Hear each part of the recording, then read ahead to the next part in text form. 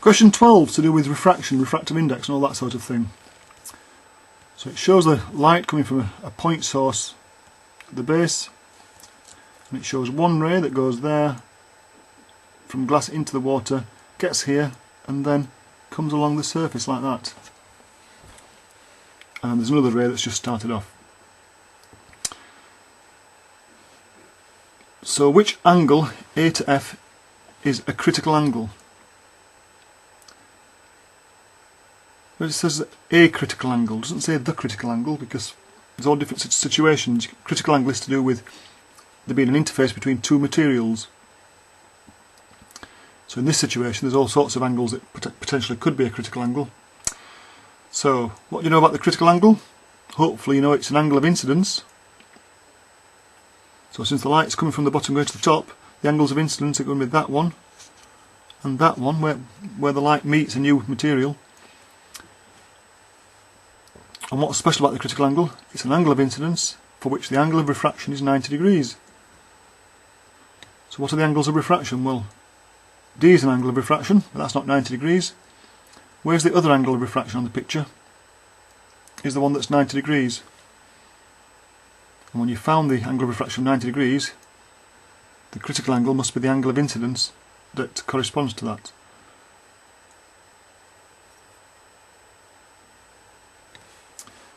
Second bit, explain how the path of R demonstrates that the refractive index of glass is greater than the refractive index of water. So what do you know about refraction?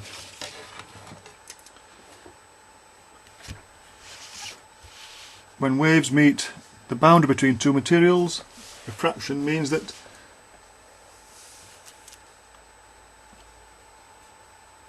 when waves meet the boundary between two materials, if there's refraction, the waves will bend. Which way do they bend?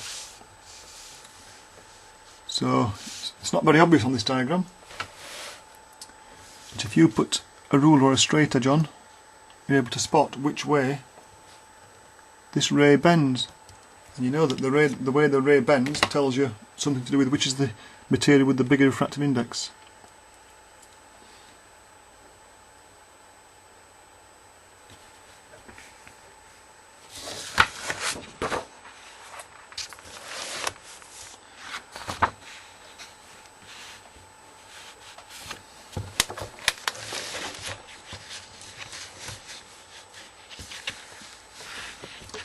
So part B, it gives you some angles. Calculate the refractive index of water. So what equations do we know? We know n1 sine theta 1 equals n2 sine theta 2.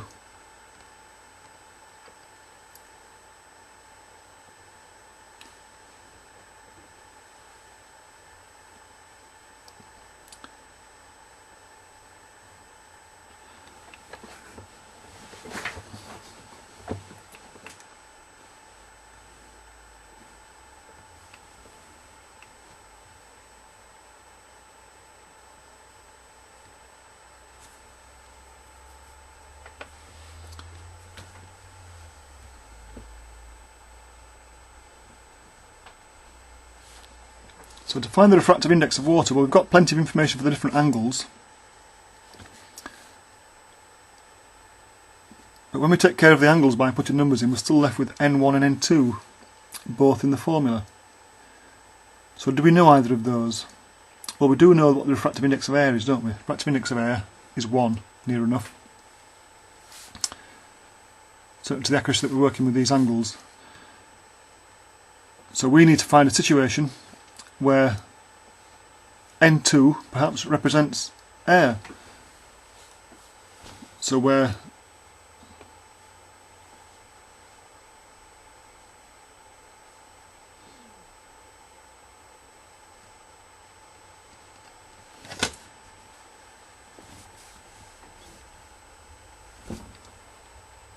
so here's the formula: n1 sine theta 1 equals n2 sine theta 2. We're trying to find the refractive index of water. So if we have water as our material 1,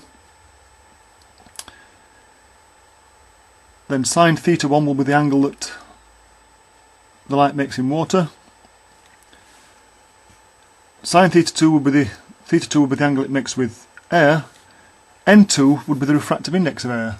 So it might bother us that that's in the equation, but remember, refractive index of air is 1, near enough. So we know it. So if we deal with when the light meets the boundary between water and air, got the refractive index of water, there's our theta 1, into the air, there's our theta 2, sorted, we can find N1.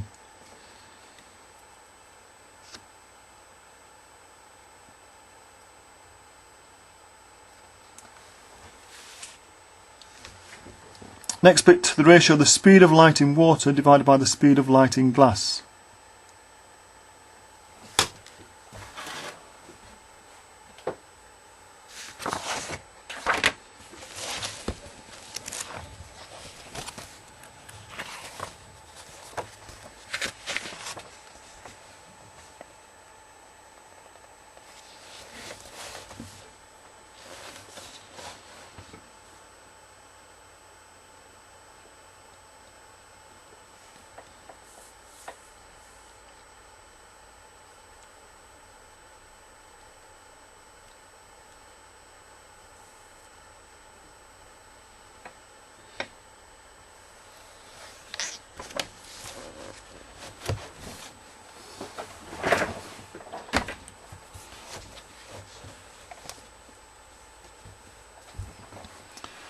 Well, we know that refractive index tells you how much light is slowed down compared to its speed in a vacuum or in air. So how about, we've already worked out the refractive index of water, let's work out the refractive index of glass. So we go back to using that same equation.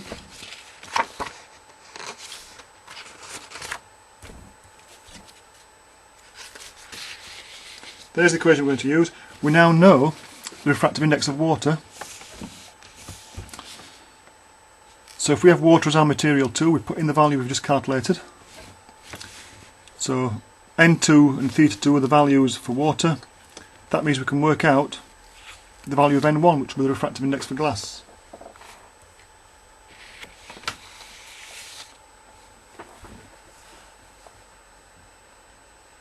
Once we've got the two refractive indices, we know that the ratio of those refractive indices will be the ratio of the speeds.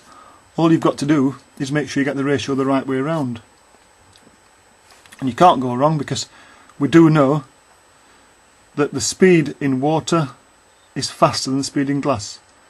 So whichever way around you get the refractive index, you've got to make sure that the answer it gives for the ratio comes out as bigger than 1. So just make sure you divide it the right way around.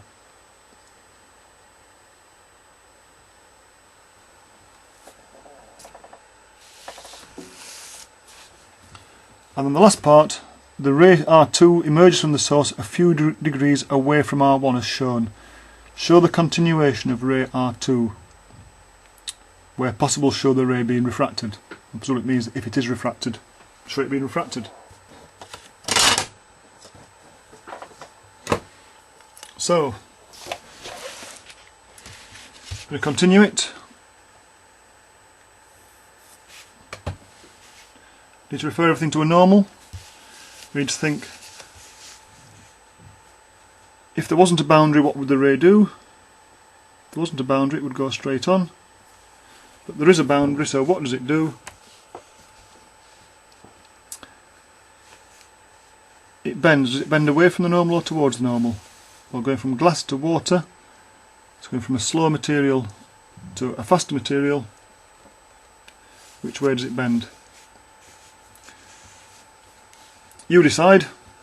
Let's give you a clue as to which way it bends. Then what will happen when it meets that surface? The question you've got to ask yourself is the angle of incidence, is it now less than the critical angle, equal to the critical angle, or more than the critical angle? And then you use that information to decide what happens. Does it refract? Does it go along the surface, or does it reflect? If it does reflect, what angle will it reflect at?